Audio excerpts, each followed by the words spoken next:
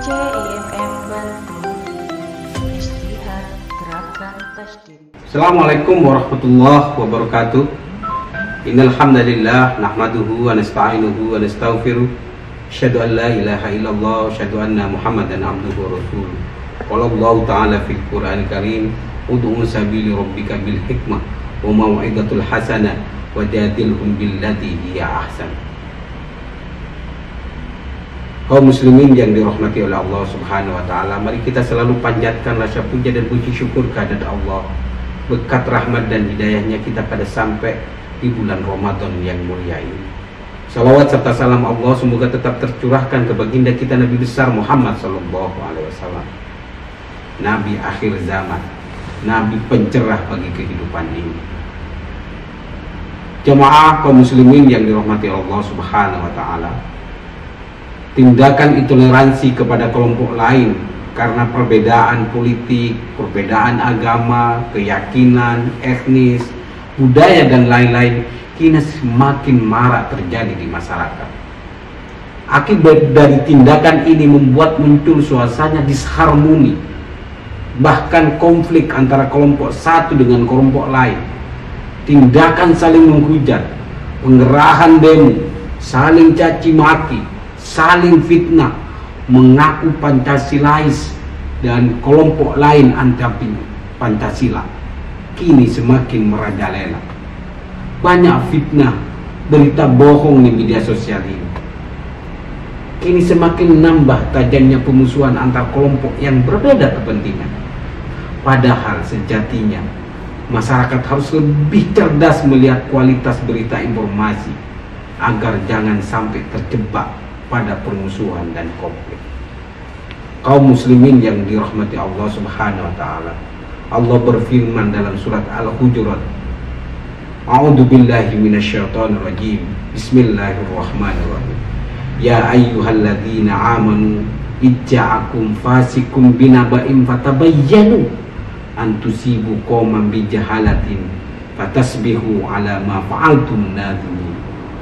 Yang artinya, hai orang-orang yang beriman, jika datang kepadamu orang fasik membawa suatu berita, maka periksalah dengan teliti, agar kamu tidak menimpakan suatu musibah kepada sesuatu kaum tanpa mengetahui keadaan yang menyebabkan kamu menyesal atas perbuatan itu. Demikian pula dalam konteks bernegara, betapa pentingnya kita menjaga ucapan dan menyebarkan berita untuk menjaga kerukunan di tengah masyarakat. Ucapan kebencian dan pemusuhan kini begitu mudah muncul yang membuat kegalauan dan ketakutan luar biasa di tengah masyarakat.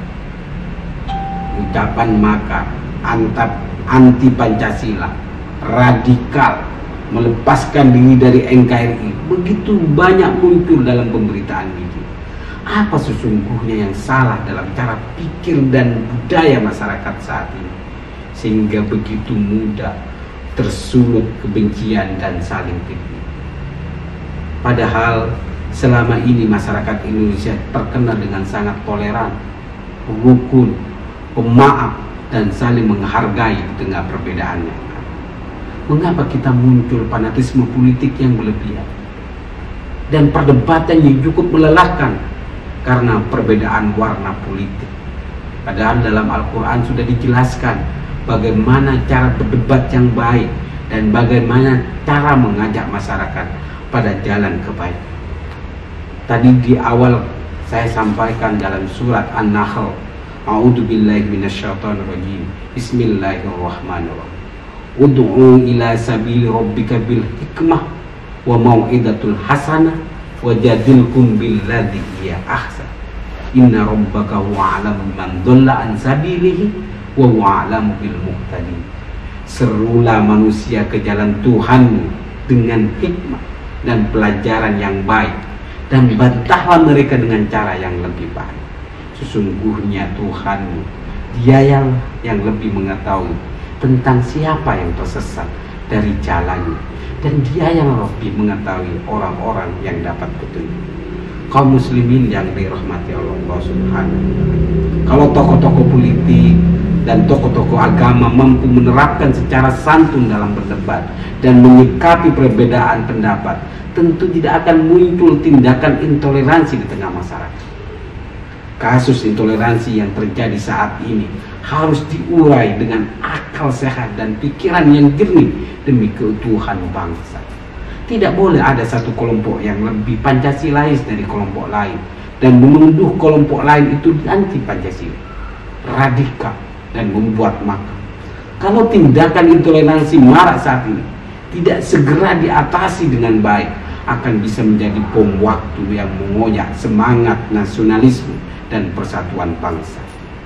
Pemerintah tentu harus mampu bertindak adil dan jujur dalam mengatasi setiap persoalan yang ada di tengah masyarakat.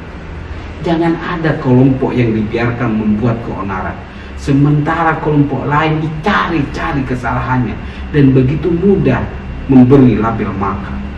Ini tentu tidak konyol dan akan membuat prahara bagi kehidupan berbangsa dan bernegara.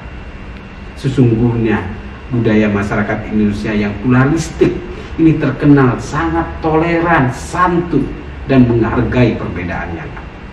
Kemauan untuk menghargai dan menghormati perbedaan adalah merupakan bagian dari kebudayaan yang sangat luhur.